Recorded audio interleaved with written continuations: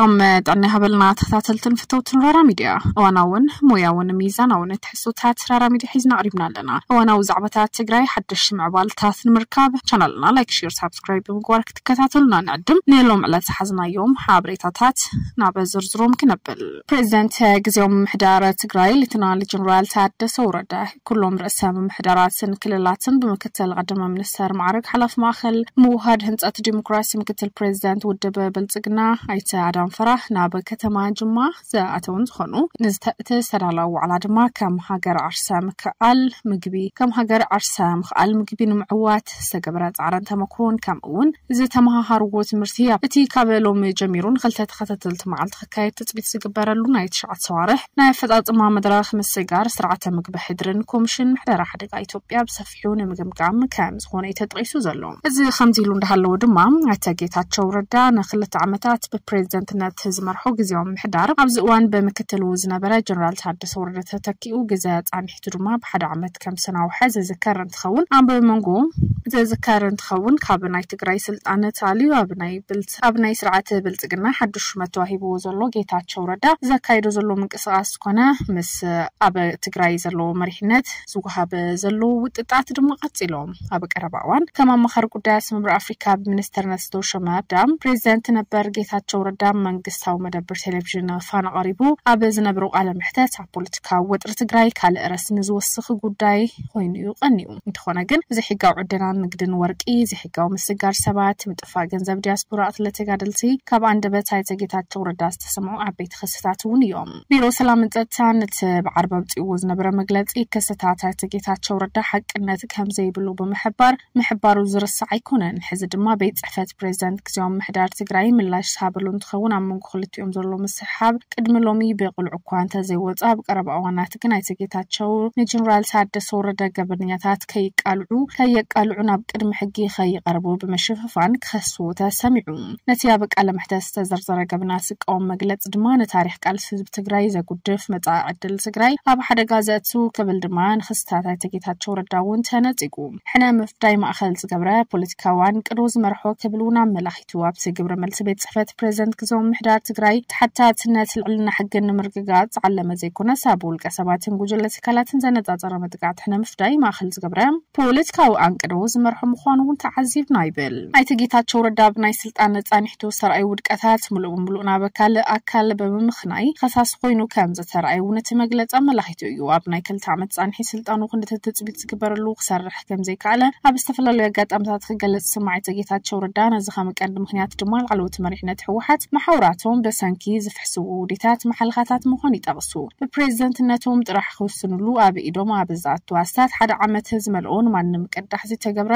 ውጽኢት ምጽራይ ብፍላይ ድማ ዝሕጋው ዝውር ሰባት ሁማን ትራፊኪንግ ዝመልከት ውዱ ሰነድ ኣብ ክንዲ በብእዋኑን ኣብ ፍትሕን ተሓታትነትን ምስግጋር ኣብ ማሕበራዊ ሚድያ ከዘርጋሕ ገይሮም ክብለቲ ግዜም ምሕዳር ነቲ ፕሬዝዳንት ነበሩን ከሰሱ እዚ መግለጺ ኣብ ማሕበራዊ መራኸቢ መልስ ዝሃበ ሚኒስተር ጌታቸው ረዳ ብወገኑ ብዛዕባ እዚ ጉዳይ ናብ ዝምልከቶም ኣካላት ከም ዘሰደድኩ ኣፍሪጥ ይብል ናይቲ ኣብ ትግራይ ዝፍጸም ዘሎ ዝበለው ዘይሕጋው ዕድና ወርቂ ምዝዋር ሰባትን ካልእን ጥርጡራትን ብሽሞም ዝፍለጡ ምዃኖም ገሊኦም ድማ ብፍቃደኝነት ላዕሎት ኣመራርሓ ህወሓት ካብ ሃገር ክወጹ ከም ዝተገበረ ኣብ ፌስቡክ ተወሳኺ መብርህውን ይብሉ መሸጣ ሰባት ኣብ ትግራይ ዝምልከት ዝተገብረ መጽናዕትን ንዕኡ ስዒቡ ዝተወሰነ ናይ ክስ መዝገብ ንፈልጥ ዝተወሰና ሰባት ኣለና ፕሬዝዳንት ታደሰ ቢሮ ፍትሒ ኮሚሽን ፖሊስ ቢሮ ጸጥታ ከምውን ገለ ላዕሎት መራሕቲ ሰራዊት ንፈልጥ ናብ ተግባር ናይ ምእታው ድሌት ከም ዘይላ ምስ ፈለጥኩ ድማ ናብ ዝምልከቶም ኣካላት ምስ ዝሰደድኩ ብዕላፍ ሊጠየም ድሮኳ ካብ ዓዲ ክወጹ ሓገዝ ተገብረሎም ሰባት እውን ወጽኦም ኣለዎ ይብል አይተጌታቸው ረዳ ኣብትን ማዕኸን ዜና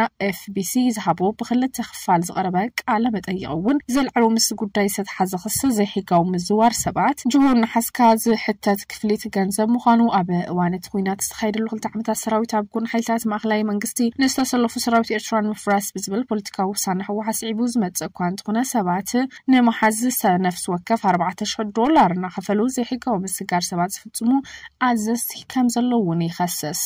እዞም ገበናት ሕዚ ኣብ ልዕሊ ተወለተ ትግራይ እውን ዝወርድ ዘሎ ምዃኑ ብምጥቃስ ነዚ ክስ ዝመፀገ መግለፂ ቤት ጽሕፈት ፕሬዚደንት ታደሰ ወረደ እዚ ተግባር ከጥቅዕዎ ንዘለዩ ውልቀ ሰባት ጥራሕ ኢላማ ዝገበረ እንተይኮነስ ፍትሕን ታሕታትነትን ንምርግጋጽ ዝግበር ምንቅስቓስ ዝጎድእ ኣብ መስርሕ ምጽራይ ተሳትፎ ንዝነበሮም ውልቀ ሰባት ቤተሰቦም ኣብ ሓደጋ ዘእቱ ክብላ ኣመላኺቱ ፕሬዚደንት ግዝያዊ ምሕዳር ትግራይ ብምዃኖም ጥራሕ ክፈልጥዎም ዝከኣሉ ከም ብሄራዊ ጉዳያት ትግራይ ተገይሮም ክሳብ መወዳእታ ክዕቀቡ ዝግብኦም ጉዳያት ንትግራይን ህዝቡን ዘስዕብዎ ጉድኣት ብዘይገድስ ናብ ርካሽ ዕዳጋ ከብርዱ ወሲኖም ይብል እቲ ናይቲ ጌታቸው ረዳ ዝኹንን መግለጺ እቲ መግለጺ እንተወሓደ መሸጣ ሰባት ንህዝቢ ትግራይ ዘይምጥን ገበን ምዃኑ ዝኹንን ትሕዝቶ ከም ዘይብሉ ኣብቲ ማሕበራዊ ሚድያ ዝዘርግሑ ሓበሬታ ዘመላኽት እንትኸውን ኣብ ገበን ዝተለኣኻኽሉ ኣመራርሓ እየ ባህሊ ምቅላዕ እንትፍትን ገለ ብፆተይ እውን ኣይምተረፉን ኢለ ይግምት ኢሉ ኣይተ ጌታቸው ኣብ ቃል መሕተቱ ዝጠቐሶም ገበናት ኣብ እዋን እቲ ንክልተ ዓመት ኣብ ትቕልል ዝኸየደ ኩናት ዝጀመሩ ድሕሪኡ ዝቐጸሉ ከም ዝኾነ ክገልጽ ከለኹ ኣብዚ ብቐንዲ ተዋፊሮም ዝርከቡ ላዕለዎት ኣዘዝቲ ሓይልታት ትግራይ ኣቦ መንበር ሕወሓት ብሽሞም ርቑሕ እውን ይከሲሱ እንትኾነ ግን ብሽም ሓድነትን ህዝብን ሓደ ኢና ዝብል እምነት ገበደኛታት ናይ ምሕባእ ምክልኻልን ፀገምን ነይሩና ክብል ሰኣሚኑ ብዕጡቓት ተደፊኡ ኣብ ስልጣኑ ዝተኣለየ ኣይተ ጌታቸው ረዳ ሕዚ ዘቕርቦም ዘሎ ገበናት ኣብ ስልጣን እንከሉ ከቃልዕ ነይርዎ ዝብሉ ርእቶታት ይወሃበሉ ብኻልእ ወገን ሶም ካብ ዝተፈላለዩ ኣብያተ ጽሕፈት ግዝያዊ ምሕዳር ትግራይ ስምዑ ዘለዉ ምላሻት ድማ ትግራይ ናብ ሓደጋ ዘእቱ ሚስጥር ኣውፂኻ ዘስምዑ ኮይኖም እቲ ክስታት ከም ዘይተፈጸመ መረጋገፂ ከቕርቡ ወይ ድማ ተሓታትነት ከስፍኑ እውን ይሕተት ኣለዎ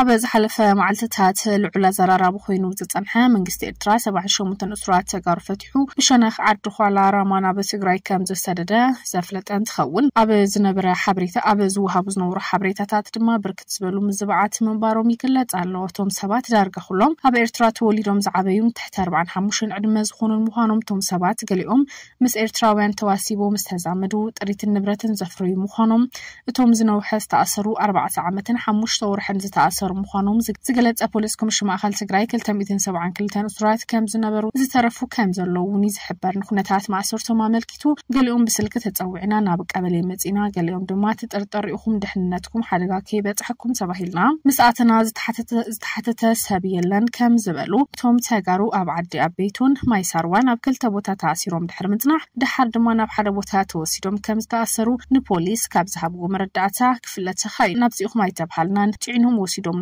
ከም ዝበሉ ኣብቲ ግዜ ድማ ብራማ ከም ዝርከቡ ብመስርሕ ነናብ ስድሮም ክኸዱ ከም ዝተገበረ ይሕበር ሰለስተ ሰባት ግን ኣብ ኤርትራ ቤትን ንብረትን ስለዘለና ምስ መንግስቲ ኤርትራ ተዘራሪብኩም ተመሊስና ክንከይድ ኣፍቅዱልና ከም ዝበሉ እውን ተኣዛዚ ይገልጽ መንግስቲ ኤርትራ ብዝተፈላለዩ ዓመታት ብርክት ዝበሉ ተጋሩ ካብ ዝተፈላለዩ ከባቢታት ጨዊ ብምውሳድ ድሃዮም ከጠፍ ይገብር ምንባሩ ብወገን ሰበስልጣናት ትግራይ ተደጋጋሚ እውን ዝኽሰስ እዩ እቶም ትማሊ ተፈቲሖም ክሳብ ሩባ መረብ ዝተፋነው ሰባት ግን ዕጡቃት ዘይነበሩ ሲቪላውያን ምዃኖም ተሓቢሩ ዘሎ ኣመንጎቶም ናብ ትግራይ ዝኣተው 78 ዜጋታት 6 ደቂ ኣንስትዮ እንትኾና መንግስቲ ኤርትራ ዝወስዶ ስጉምቲ ምስ መራሕቲ ትግራይ ብዘይ ምዝርራብ በይናዊ ተበግሱ ምዃኑ እዩ ተነፂሩ